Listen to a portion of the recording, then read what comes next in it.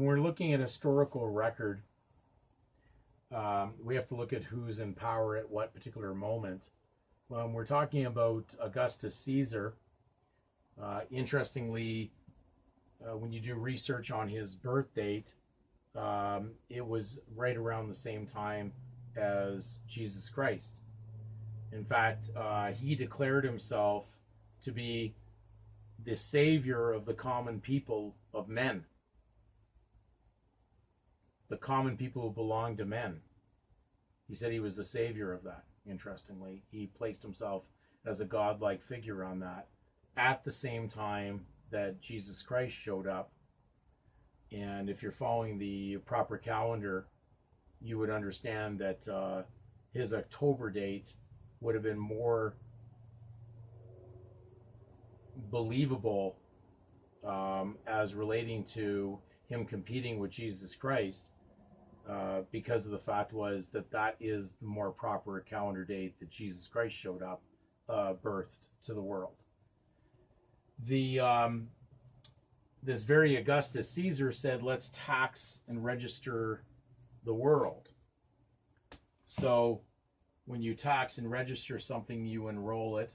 These three words kind of could be used as the translation in the book of Luke when it said Augustus Caesar said, let's tax the world. He said, let's register the world. Some translations use that. Others say, let's enroll. So when we're looking at this, everything you do in society, in legal civil society, is based on a tax, register, enrollment. And therefore, the purpose of the document here, this document, was to tax, enroll, and register. The interesting difference between common law and civil law was that civil registration required the adoption of a name. Common law did not embrace the belief system of adoption. So you couldn't adopt a name or take on a name in the common law concept. But in civil law, of course, adoption came about because they were kind of like subsuming so many different cultures and people and then placing them into a registration tax system that enrolled them into a temporal tax of their temporal body corporate value working for the state, being servants of men. Certainly not anything to do with spiritual. Even though the Caesars claimed that they were sons of the gods. And Jesus at the same time comes on to the map at the very time of the height of Roman Caesar society and comes up on the map as son of a god, the god. Sorry, son of the god, not a god. The Roman Caesars could be basically in belief to be part of any mythological god, but the difference between Jesus Christ was he was son of God, not a god or any other various gods. He was the God that was of the Bible or of the scriptures, and therefore was not to be mistaken with these pagan concepts, these polytheistic societies. So the beginning of this document that frames you is an accusation, because that's how civil law works. It's based on taxation and accusation and impost, which requires you to be accused and charged of being involved with a name. So the one side that's interesting in Canada is Canada was founded on common law, not on civil law. But it's amazing how the civil law has mingled its way into society worldwide.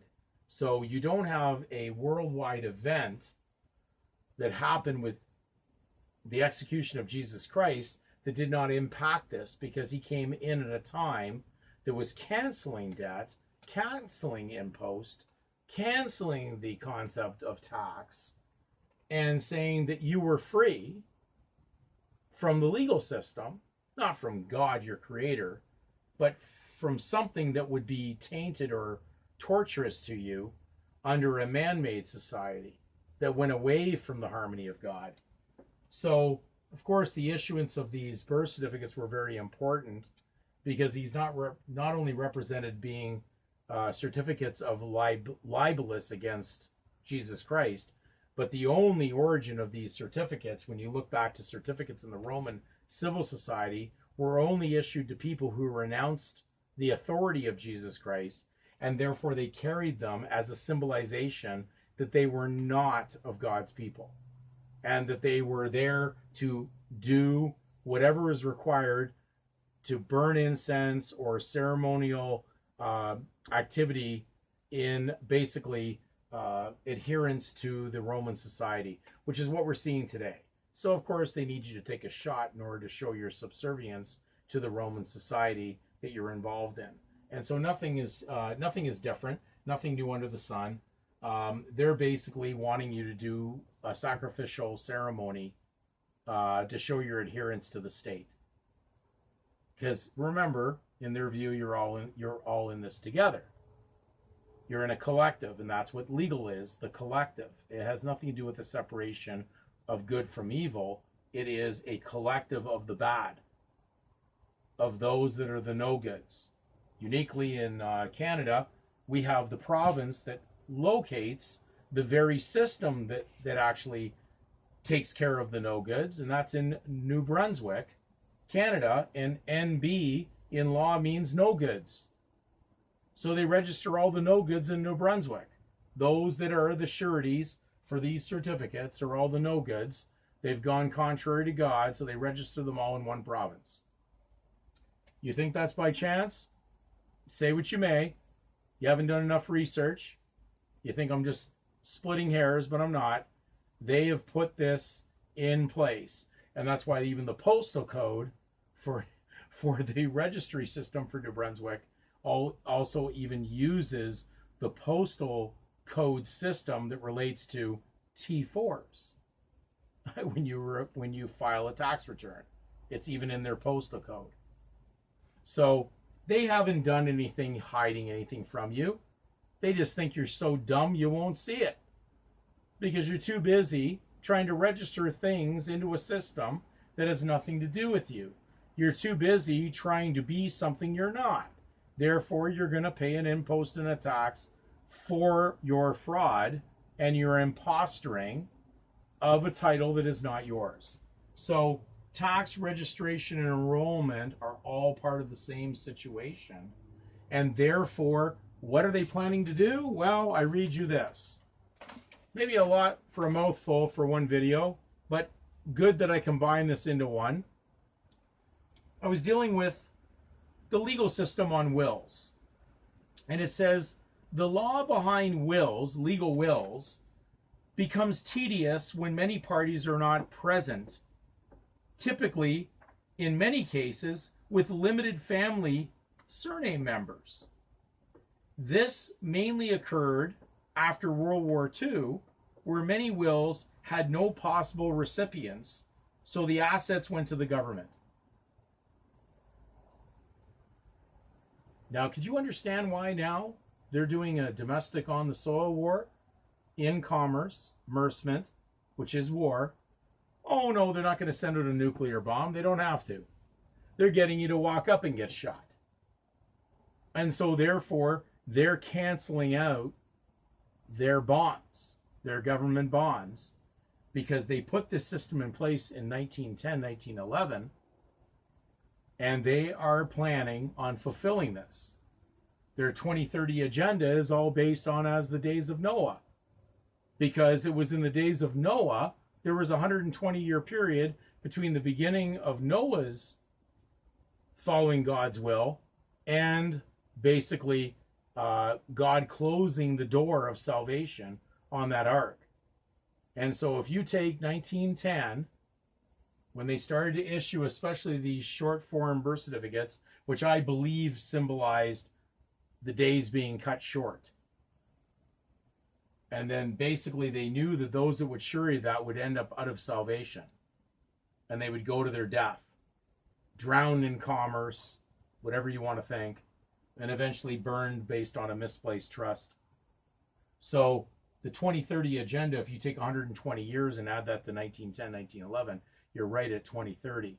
And there seems to be a lot of indicators pointing to that having a lot to do with the meeting of good and evil, the divine salvation of God's people coming in to enact judgment against the world kingdoms of Satan. Well, you can choose which side you're going to be on, but certainly they're now just canceling certificates to balance the budget of the public. So all the people that got shot, we don't know how many of them got placebos or got the real thing, but whatever's going to happen, there's going to be definitely a result of these plagues that have basically been voluntarily taken by people because they believed in governments of men, human, World Health Organization, World Trade Organization, UN-related consortiums, instead of putting their faith in God, where they should have. And therefore, their misplaced trust is going to end up with them in being burned or in a hell. So therefore, right now, if I had to add up what I'm seeing, I'm just seeing a cancellation of debt. They did it in the World Wars, because at 1910, it was only a few years earlier when they, to the actual World War I, and then basically the Federal Reserve banking system, and it needed to be in place in order to cancel out these bonds. So just picture your world leaders at that time sitting around a room playing chess and saying, how many pawns can we knock off out of all these different countries, and play around with a gaming system of value that has nothing to do with being invaluable for life. So this was not a moral direction chess game. This was a logistic chess game on money. And so whatever they did, they're doing a mathematical equation. They're canceling out their liability on the debt because they can't manage it anymore.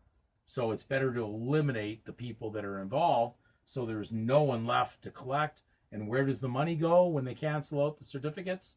It goes right back to the state anyways, because there'll be no one around to collect under a will.